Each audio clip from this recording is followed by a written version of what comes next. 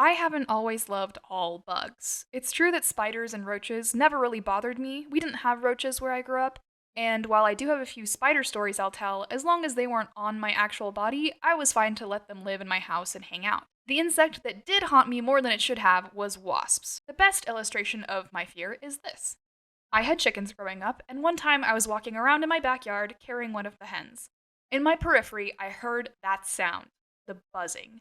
In milliseconds, adrenaline shot through my entire body, and without knowing exactly where the wasp was, I threw the chicken up in the air as a sacrifice to the horrible creature and dove sideways to get out of the way. I landed on a massive area of landscaping rocks and scraped up my entire left forearm in my hands.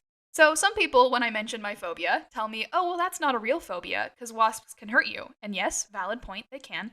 But my fear level is disproportionate. As the first story illustrates, I would, for some unknown reason, cause myself way more damage than risk being in close proximity to a little guy that is probably just minding his own business. It got to a point where this fear of wasps was absolutely disrupting my life. If I was outside and a bee or a wasp flew past me, my entire body would freeze, my hands would tense into creepy little claws, and I would start shaking until it went away. So one day I wanted to start doing something about it.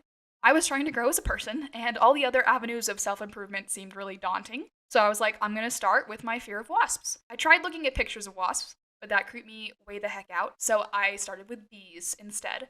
So I would sit outside on the porch of my apartment and just chill, listening to the bees. We had a lot of flowers and a droopy little tree that was very regularly filled with buzzing friends of all sorts.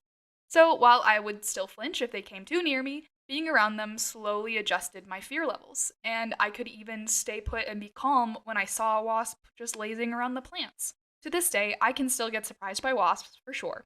But for the most part, I don't mind them. We've come to an understanding, and they're a huge part of the ecosystem that they're involved in. I'm grateful for the work that they do. Still don't want them on me, though.